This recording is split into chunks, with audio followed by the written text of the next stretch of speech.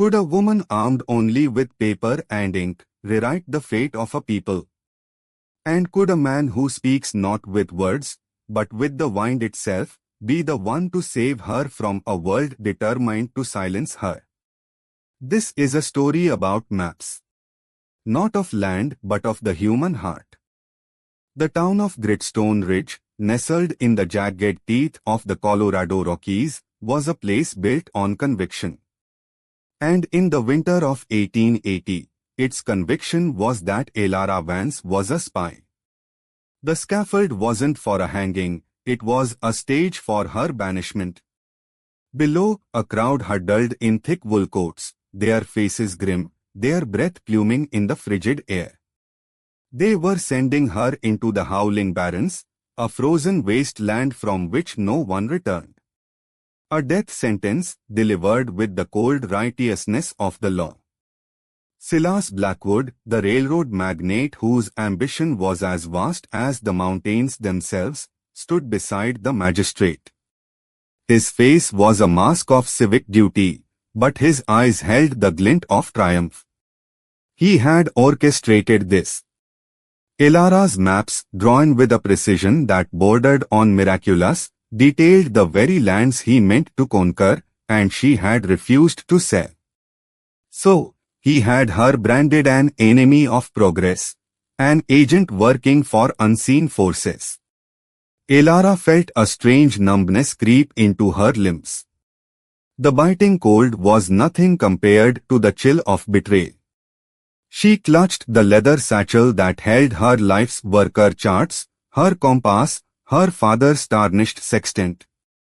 She looked out at the unforgiving expanse of white that was to be her grave, and for a moment she thought of her father, a man disgraced for charting what others called worthless. Suddenly a sound, sharp and piercing, echoed from the high cliffs.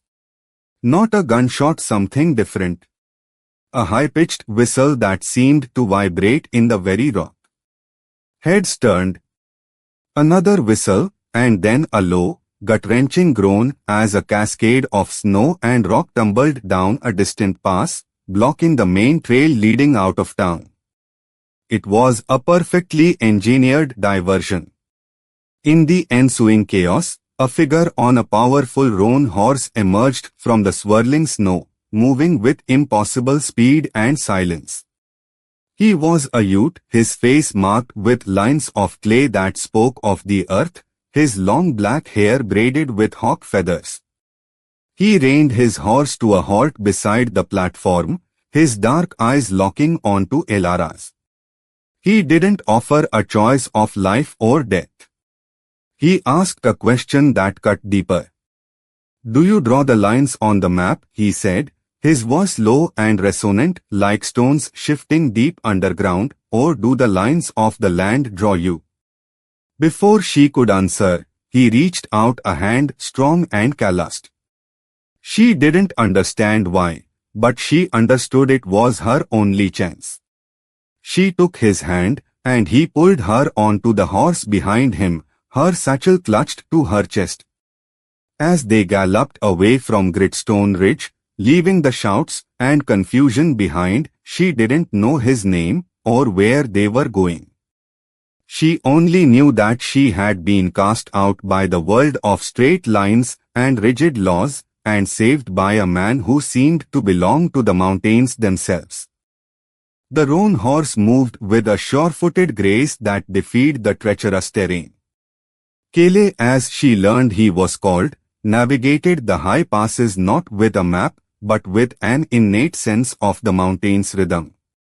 He seemed to listen to the wind, to read the patterns in the snowdrifts, to feel the vibrations of the rock beneath them. Behind them, the sounds of Silas Blackwood's pursuit party echoed faintly, a discordant clamor of angry men and struggling horses. Elara held tight to Kaelen's buckskin tunic, the biting wind stealing the breath from her lungs and stinging her eyes with tears. The world she knew, a world of grids, measurements, and absolute certainties, had dissolved into a whirlwind of white and grey. They were a fleeting shadow against an immense, indifferent landscape.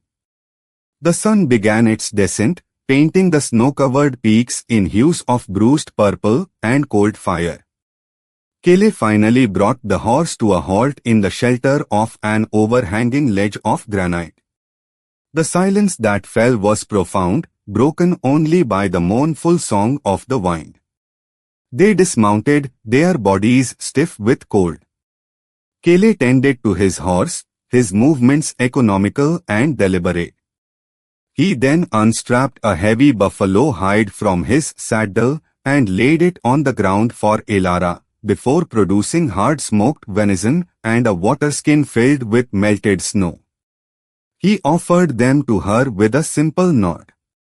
"Eat," he commanded gently. "The mountain does not suffer weakness." The water was achingly cold, but it was the purest thing she had ever tasted. The venison was tough, but it sent a welcome warmth through her veins. They ate in a shared silence, the vastness of the wilderness pressing in on them. Finally, Elara found her voice, a fragile thing in the immense quiet. "Why?" she asked, her gaze fixed on his stoic profile. "Why did you help me?" Kaelen turned to look at her, and for the first time, she saw the depth in his eyes. They weren't just dark, they held the wisdom of ancient stone and the clarity of a winter sky. "The stone elders of my people speak of a prophecy," he began, his voice a low rumble. "They say a star reader will come. A woman who does not walk the land but measures its soul. One who can draw a path that our enemies cannot follow, and our children can." Elara frowned, her logical mind struggling to grasp his words. "I'm a cartographer. I map terrain. I don't read stars or souls." Kaelen shook his head slowly. "Your maps, they show more than rock and river. They show the secret places. The sacred places. Blackwood desires them for greed. My people need them for survival." He looked down at her satchel, then back at her. "The prophecy says we would know her by her tools and by her sorrow." Elara's hand instinctively went to the tarnished sextant inside her bag. Her sorrow felt like a physical weight in her chest. A new sound reached them then, the distant baying of hounds. Blackwood's men were closer than they thought. Elara's heart hammered against her ribs. Kaelen stood, his body instantly alert. He wasn't looking in the direction of the sound, but up, at the patterns of the wind whipping snow from the highest peaks. He scooped up a handful of fine, powdery snow and let it drift from his palm, watching its path. "The wind carries sound in a straight line," he whispered. "But it follows the curves of the mountain. We will do the same." He led her not away from the sound, but towards a narrow, almost invisible fissure in the rock face, a place where the wind howled a different tune. They left the horse tethered in the shelter, and as the sounds of the pursuit grew louder, they slipped into the mountain's embrace, leaving their pursuers to follow a phantom echo down the wrong valley. Their flight took them deeper into the heart of the Rockies, to a place that shouldn't exist. Kaelen led her through a tight passage that opened into a hidden caldera, a breathtaking sanctuary shielded from the brutal winter.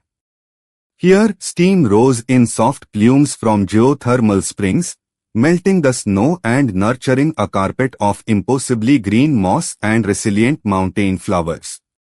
A stream, warm to the touch, gurgled merrily over smooth, dark stones. It was a pocket of life in a world of ice, a secret the mountain kept for itself. Elara knelt by the stream, dipping her chapped hands into the miraculous warmth. She felt the tension in her shoulders begin to unclench for the first time in days. Kaelen was a short distance away, his eyes scanning the valley, not as a conqueror, but as a respectful visitor. The rock walls of the caldera were adorned with ancient petroglyph spirals, animal figures, and celestial patterns that resonated with a forgotten knowledge. Elara, the woman of science, found herself captivated by their artistry, recognizing a different kind of map, one that charted not just location, but meaning. She noticed one of the largest springs, the one that seemed to feed the entire valley, was little more than a trickle. A recent rockfall had dammed its source, a jumble of heavy boulders and scree choking the flow of life-giving water. The moss around it was already browning, the vibrant green fading to a sickly yellow. The heart of the valley is failing, Kaelen said, his voice laced with concern. He pointed to the blockage. The stones are wedged too tightly. Brute force will only make it worse. Elara walked to the rockfall, her cartographer's mind kicking into gear. She wasn't seeing a pile of rocks, she was seeing angels, fulcrums, and stress points. She was seeing a problem of physics.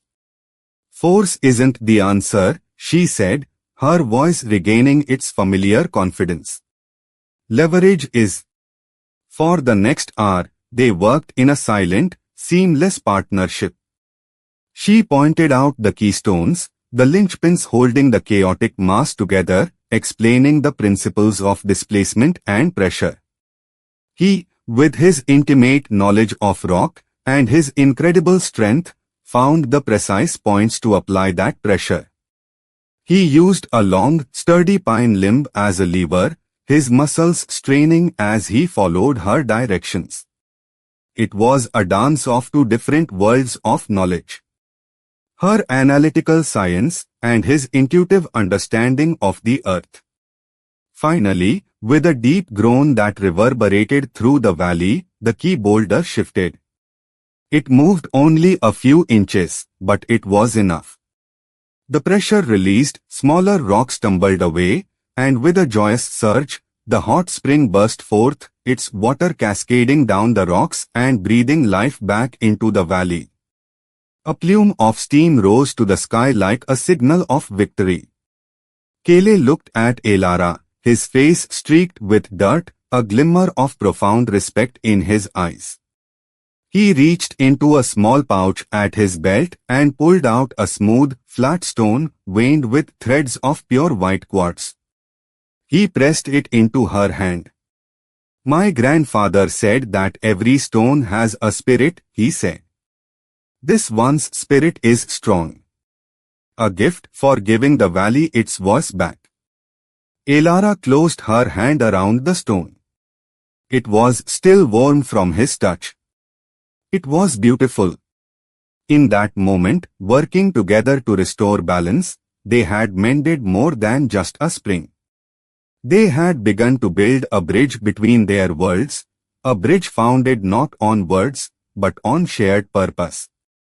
As dusk painted the sky in shades of lilac and rose, Kaelen led her to a place of shelter, an ancient cliff dwelling carved into the sandstone face of the caldera like a swallow's nest. The entrance was concealed by a curtain of frozen vines, and inside the air was still and cool, filled with the faint, dry scent of dust and time.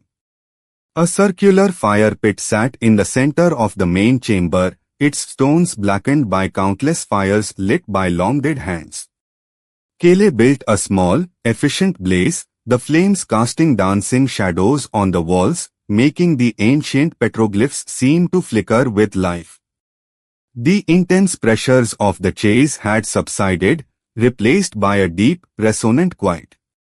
Wrapped in the buffalo hide, Elara held the quartz-veined stone Kaelen had given her, its smoothness a comforting anchor in the swirling uncertainty of her life. The silence wasn't empty, it was expectant. It was her turn to speak. My father was a cartographer too, she began, her voice soft. He worked for the government survey. But he didn't just map trade routes and railroad lines. He mapped the quiet places. The riverbeds that only ran in spring, the ancient forests, the lands the government called worthless. Kaelen listened, his hands busy carving a piece of driftwood, but his attention was entirely on her. They called his work a waste of resources. Poetic but useless. He was dismissed, disgraced. He died believing his life's work meant nothing. She swallowed hard, the memory still a raw wound. I wanted to prove them wrong. I wanted to show them that his maps, that his way of seeing the world had value. That's why I wouldn't sell my charts to Blackwood. They weren't just lines on paper to me. They were my father's legacy. A long silence settled between them, punctuated by the crackle of the fire. Kaelen set down his carving. My people have a word for men like your father, he said, his voice gentle. They call them earth listeners. They are honored. Your father was not disgraced. He was one of us, and never knew it. He then looked into the fire, a shadow passing over his own features. I have wounds too, he admitted, the words seeming to cost him a great deal. When I was younger, I saw the men with their tripods and chains carving up our lands. I believed that to protect our world, I had to understand theirs. I tried to learn their surveying, their way of measuring. I thought I could use their tools against them. What happened? Elara asked softly. They called me a traitor, he said, the word landing like a stone in the quiet room. They said I was turning my back on the ways of the ancestors, that I was inviting the white man's spirit into my heart. I was forbidden from the council of elders. Only my grandfather, a stone reader, defended me. He told me, you cannot fight a river by standing in its way. You must learn its currents to guide it to a new path. Elara looked at him, a profound sense of connection blooming in her chest. So we were both cast out, she murmured, for trying to see the world with more than one pair of eyes. Just then, the wind outside shifted, its low moan changing to a sharp, insistent whistle. Kaelen was on his feet in an instant, his body tense. He moved to the entrance of the dwelling, placing his hand flat against the rock. 4 riders, he breathed. They've found the valley. Elara's heart leaped into her throat. But Kaelen wasn't panicked. He went to the back of the chamber, to a spot where a large, frozen waterfall cascaded down the cliff face. He pushed aside a heavy stone at its base, revealing a dark, narrow opening. An old path. A water path from a time when the mountain's heart beat hotter, he explained. The ancestors used it when winter was too fierce. It leads through the rock behind the ice. He looked at her, his eyes steady. Trust me. She followed without a moment's hesitation, plunging from the warm firelight into the cold, damp dark of the passage. They emerged into a narrow, snow-choked canyon on the other side of the mountain, the sounds of their pursuers completely gone. They were safe for now. As they prepared to rest, Kaelen unstrapped a second, smaller blanket from his pack. It was finely woven with intricate geometric patterns in deep blue and crimson. He folded it carefully and offered it to her. For you, he said simply. The mountain air is cold, but the heart does not have to be. Elara took the blanket, its weight and warmth a silent promise. It was more than a gesture of courtesy, it was a gesture of kinship. And as they sat under the stars, she wrapped in his blanket, and he carving a new figure into his piece of wood, a fragile piece settled over them. Sometimes in a world of threats, that was enough. The tunnel led them out into a high mountain pass, where the wind cut like a blade. The sun was a pale disk in the sky, offering little warmth. Beyond the final ridge of jagged rock lay a scene that made Elara catch her breath. Sheltered in a wide basin, protected from the worst of the wind, was the Ute winter camp. A circle of hide lodges, smoke curling from their peaks, stood like silent sentinels. Horses grazed on sparse winter grass near a frozen stream, and the quiet hum of lived laughter of children, the rhythmic thud of women tanning hides rose to meet them. But as Kaelen and Elara emerged from the pass, a sudden silence fell over the camp. Every face turned towards them. The laughter died, the work stopped. The eyes that watched them were filled with a mixture of curiosity and deep-seated suspicion. They were seeing a stranger, a white woman, brought into their most sacred and hidden sanctuary. Elara felt a tremor of fear. What if they turned her away? What if they saw her as the enemy Blackwood had painted her to be? Kaelen stopped, sensing her hesitation. His gaze was steady, reassuring. "Their steps are heavy for outsiders," he said, his voice low enough for only her to hear. "But you do not come with a weapon in your hand. You come with a wound in your heart."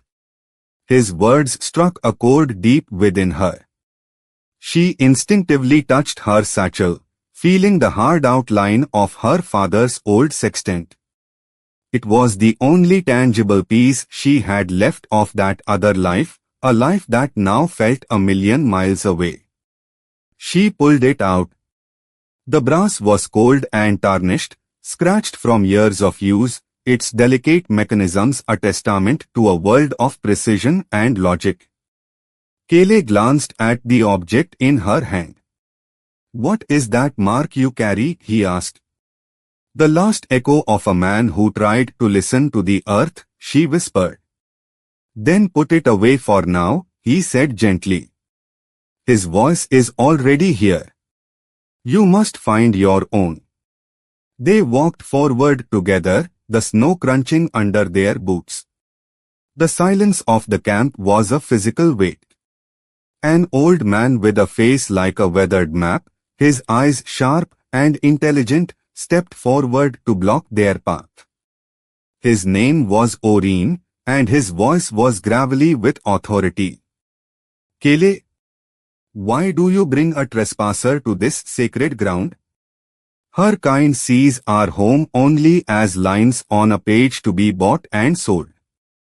Kaelen inclined his head respectfully. "Elder Oreen, she is no trespasser. She is a map maker, yes, but her heart listens to the land. She sees the places that must be protected, not conquered." A murmur rippled through the assembled people. Some looked away, conflicted, while others' expressions hardened. They were not convinced. That evening, however, Elara found a chance to speak in a language they all understood. A young boy had taken a bad fall, his arm clearly broken. The camp's healer was old and her hands shook. Using two flat pieces of board from her own satchel and strips of clean linen, Elara set the bone with a gentle, confident touch, fashioning a splint that was both firm and light. She didn't smile or seek praise. She simply saw a need and met it. But their fragile truce was shattered at dusk. The thunder of hooves announced the arrival of Silas Blackwood, flanked by two armed deputies. He rode into the heart of the camp as if he owned it, his face a mask of cold fury. He held up a rolled parchment. "This woman is a fugitive," he boomed. "And this land," he slapped the document, "is now the property of the Denver Pacific Railroad by federal decree. Hand her over and vacate this territory." The camp erupted. Warriors reached for their bows. Mothers pulled their children behind them. Kaelen stepped between Elara and Blackwood, a silent, immovable wall. "This woman is under our protection," he stated, his voice dangerously calm. "And this land has belonged to the youth for 1,000 years. Your paper is meaningless here." Blackwood laughed, a harsh, ugly sound. "The law says otherwise. She is a spy and you are harboring a criminal." He raised his rifle. "The only dangerous thing here," Kaelen countered, raising his own empty hands, "is your greed. You come with guns and false paper. She came with knowledge and a healing hand. Who is the true threat?" In the tense silence, a shot rang out. One of Blackwood's nervous deputies had fired. The bullet tore through the flesh of Kaelen's arm. He barely flinched, but a collective gasp rose from his people. In an instant, a dozen arrows were nocked and aimed at Blackwood's chest. The deputies paled, suddenly understanding their predicament. Blackwood, seeing his authority evaporate, spat on the ground in disgust, wheeled his horse around, and retreated into the twilight. When he was gone, Elara rushed to Kaelen's side. "You are hurt?" "It is only a scratch," he murmured, but she was already tearing a strip from her petticoat, cleaning the wound with water and a bit of whiskey from her own flask, a small emergency supply. Her hands were steady, her touch precise. "You could have been killed," she choked out, her voice thick with emotion. "So could you," Kaelen replied, his eyes holding hers. "But we are still here." He then reached into his own lodge and brought out a different blanket, one woven from the purest white mountain goat wool, with a single, dark blue line running through it. He draped it over her shoulders. "The first was for the body," he said. "This is for the spirit. Do not let their mistrust chill your soul. It is a cold that is hard to warm."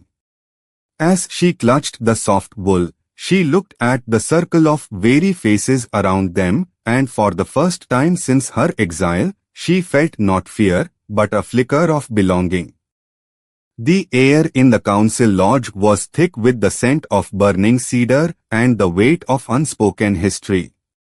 7 elders sat in a solemn circle, their faces illuminated by the flickering flames of the central fire, each a living library of tribal law and memory. At their head sat Elara, a woman whose age was impossible to guess. Her eyes, deep-set in a web of wrinkles, held a wisdom that seemed to predate the mountains themselves. Elara stood before them, Kaelen at her side. His arm was bandaged, a stark white line against his buckskin. He stood not as her defender, but as her witness. He had brought her here, now she had to find her own footing. Oreen, the elder who had first challenged them, spoke first, his voice a low rumble. "Kaelen, you have brought a wolf into the fold.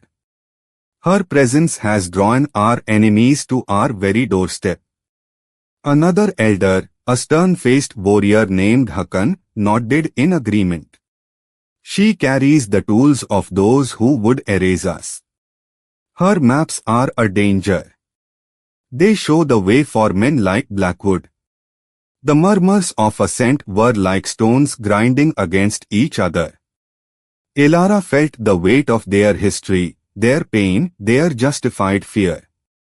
Kaelen spoke, his voice calm and clear. "She does not come to take. She comes to preserve. Her maps speak a language our enemies understand.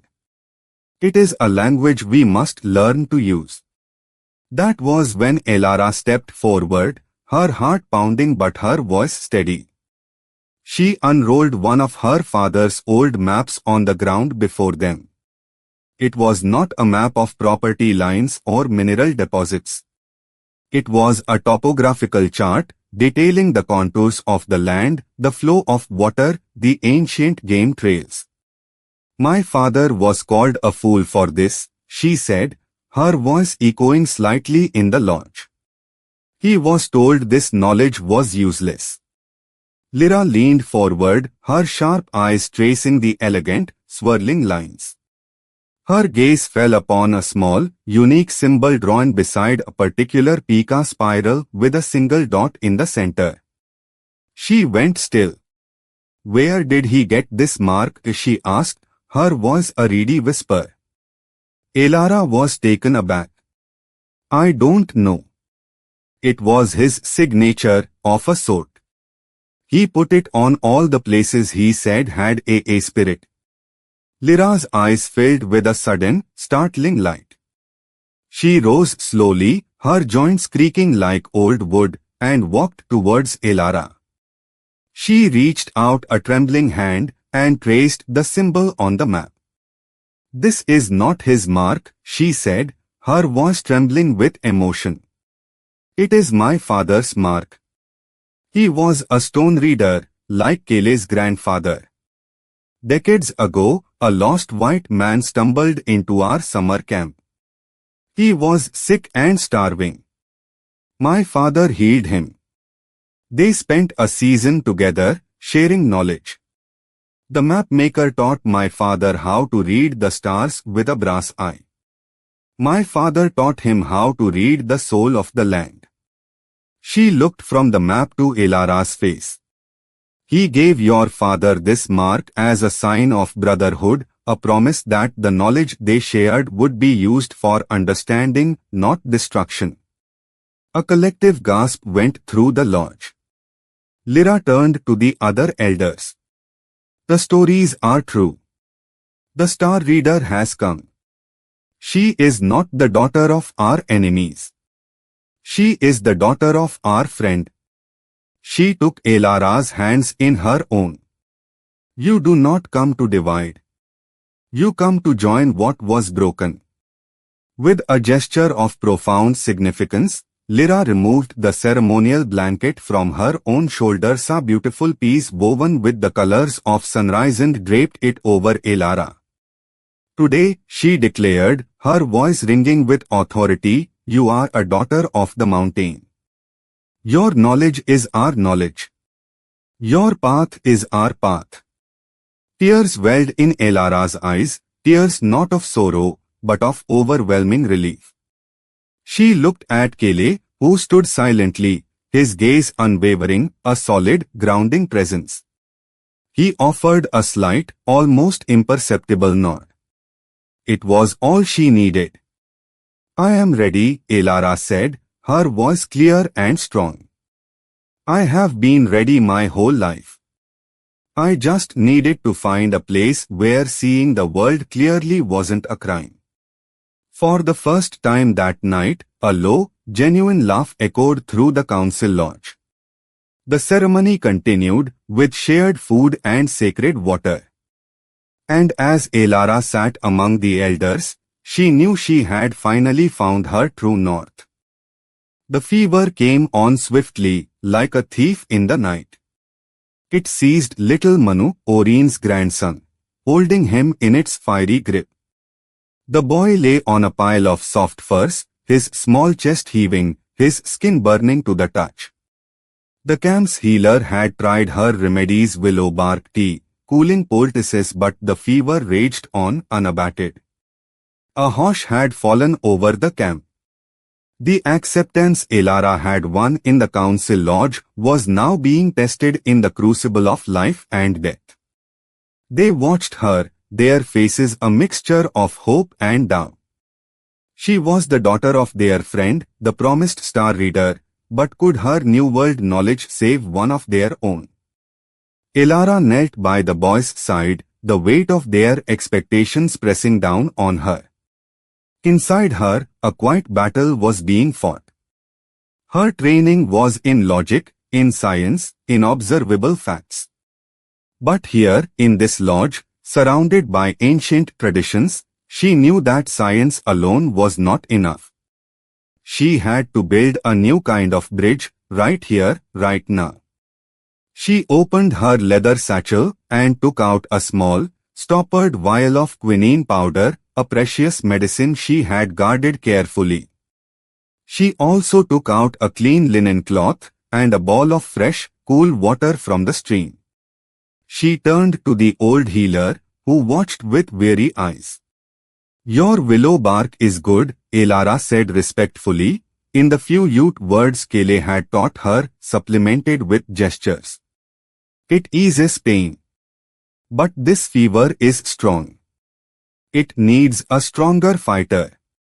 She held up the vial of quinine. She didn't know the Ute word for it, so she used one of her own. "This is a fever eater." Then she did something that surprised everyone, including herself. She looked at the boy, then at the anxious faces of his family. She recalled the songs Kaelen sang to his horse, the low, melodic chants Lyra had murmured during the council. She began to hum a soft, simple melody. It was a tune her own mother used to sing to her when she was sick, a simple folk lullaby from a faraway land. It had no power, no magic, but it was a song of comfort, a song of care. It was her heart's medicine. As she hummed, she carefully measured a small dose of the quinine and mixed it with water. She gently lifted the boy's head and helped him drink the bitter mixture. She then dipped the cloth in the cool water and began to bathe his forehead, his neck, his small, hot wrists. She worked not with the detached efficiency of a doctor, but with the focused tenderness of a mother.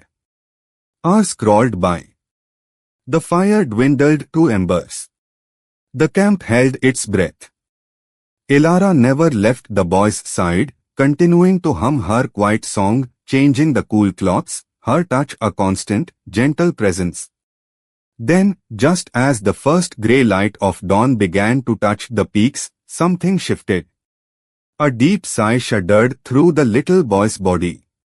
The frantic rise and fall of his chest slowed, becoming deeper, more regular. A fine sheen of sweat broke out on his forehead. Fever was breaking. He stirred, and his eyelids fluttered open. He looked at Elara, his eyes clear for the first time in 2 days. A cry of joy went up outside the lodge. Oreen entered, his weathered face streaked with tears. He knelt, touched his grandson's cool forehead, and then looked at Elara, his eyes filled with a gratitude so profound it needed no words. Lyra stood at the doorway, a faint, knowing smile on her lips. "A bridge is built not only with stone and wood," she said softly, "but with a song and a healing hand." Later that day, as the sun warmed the valley, Elara found Kaelen by the stream. He was carving again, his hands shaping a block of pine. He looked up as she approached, his gaze soft. "You sang," he said. It wasn't a question. "It was just a song," she said, shrugging. "It had no medicine in it." "All songs have medicine," he corrected her gently. He put down his carving and reached into his pouch, pulling out a small bundle of sage, sweet grass, and cedar, tied with a leather cord. He offered it to her, his hands holding it as if it were a great treasure. "For you," he said. "For the quiet moments. For the weary souls. For the hearts that remember how to sing." Elara took the bundle, its rich, earthy scent filling her senses. She held it to her chest. "Thank you." She looked up, meeting his gaze directly. "When we work together," she said, the words feeling true and solid, "we are stronger."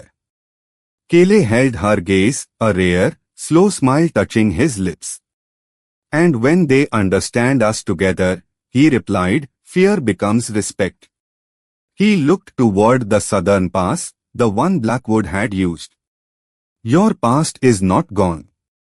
It still walks this land, wearing boots of false justice. I can feel it on the wind. Elara clutched the bundle of herbs, her resolve hardening. Then let it come, she said, her voice firm. Because I do not walk alone anymore. The sun bled out across the western peaks, bathing the winter valley in a final, glorious wash of crimson and gold. The Ute camp was settling into the rhythms of evening. The scent of roasting meat and wood smoke mingled in the crisp air, and the low murmur of conversation was a comforting sound. Elara sat by the central fire, a deerskin ledger on her lap. Using a quill and ink from her satchel, she was meticulously drawing her maps, but this time, she was adding the Ute names for the mountains, rivers, and sacred sites alongside the English ones. She was weaving their two languages, their two ways of seeing, onto a single page. It was her own form of healing, mending the tear between two worlds. A quietness settled in her heart, a sense of rightness she hadn't felt in a very long time. I don't want to ever leave this place, she whispered to the fire. This is where I feel whole. Kaelen emerged from the evening shadows, his steps as silent as a falling leaf. He knelt before her, his presence both powerful and gentle. In his hands, he held something she had never seen before. It was a compass. But it was unlike any she knew. The housing was carved from a single piece of polished mountain cedar, smooth and worn to the touch. The needle was not steel, but a sliver of naturally magnetized lodestone, suspended on a thread of spun goat hair. It quivered with a life of its own, pointing not to a cold, magnetic pole but to the true, living north. He held it out to her, his eyes searching hers, his usual stoicism replaced by a raw vulnerability. His words were simple, yet they held the weight of the mountains themselves. My path was once my own, he said, his voice a low, intimate rumble. Now it feels empty when you are not on it. Be my true north, Elara. Help me navigate the world that is to come. Let us build the bridge together. A wave of emotion so powerful it stole her breath washed over Elara. This was not a proposal of contracts and laws, but a joining of souls, a declaration of shared destiny. She took the compass, its wooden housing warm against her cold fingers. She watched the lodestone needle settle, steady and sure. Yes, she breathed, the word a plume of white in the cold air as tears of joy tracked clean paths down her smoke-smudged cheeks. Yes. For the first time, a full, genuine smile broke across Kaelen's face. It was like the sun breaking through the clouds, transforming his rugged features and lighting his eyes from within. The community, sensing the shift, began to gather. Lyra began a soft, ancient song of unity, her voice joined by the other women. Oreen brought forth a ceremonial pipe, and its sacred smoke blessed the new union. The children placed a circle of painted stones around them, a spontaneous, heartfelt altar. As the last notes of the song faded into the star-dusted sky, a great eagle soared overhead. It circled the fire once, its powerful wings catching the light, before banking and disappearing into the darkness. It was a confirmation, a blessing from the wild heart of the land itself. They were no longer two separate souls, one of logic and one of spirit. They were walkers on the same path, their futures intertwined, guided by a compass of their own making. 2 years passed. Spring had returned to the high country, blanketing the valley in a riot of Indian paintbrush and wild columbine. In the center of the thriving camp, beneath the shade of a newly leafed aspen, Elara sat with their son cradled in her arms. They had named him Ayan, a word that in the old Ute tongue meant enduring earth. He had his father's thick, dark hair and his mother's startlingly clear, intelligent eyes. When he looked at the world, the elders would say he was already seeing the patterns in the stars. When he laughed, the women would smile and say he had the strength of the mountain and the joy of the stream in his voice. Kaelen approached, carrying a small totem he had spent the long winter months carving. It depicted an eagle and a compass, their forms intertwined so seamlessly it was impossible to tell where one ended and the other began. He placed it at the entrance to their lodge. "Let this home be a place where all paths are honored," he said, his hand resting on Elara's shoulder. "Our son will not have to choose a side," Elara added, her voice filled with a peaceful certainty. "His strength will not be in which world he belongs to, but in his ability to walk in both." Kaelen nodded, a deep contentment in his eyes. "He will be a leader not because he is strong, but because he knows how to listen." Elara lifted little Ayan up towards the bright blue sky. As if on cue, another eagle appeared, soaring on the high thermals. The baby stretched out his tiny hands, cooing with delight as the great bird circled once above them, a silent guardian, before vanishing back into the vastness of the sky. And so, in a hidden sanctuary where a woman was once judged a criminal, a family now thrived. A family built not just on love, but on a radical choice to respect and weave together two different kinds of wisdom. The story of Elara Vance, the star reader, and Kaelen, the earth listener, became a living legend. It was a testament that fear can be overcome by understanding, that bridges can be built where walls once stood, and that the most accurate maps are those that lead us back to each other. Their son, Ayan, was the living proof that two worlds could not only coexist, but create something stronger and more beautiful together. If this story of an unbreakable bond forged in the heart of the wilderness has moved you, please consider subscribing to our channel, Frontier Hearts. We believe that the greatest adventures are the journeys of the human spirit, and that love is the truest compass of all. Share your thoughts in the comments below, and we'll see you in the next story.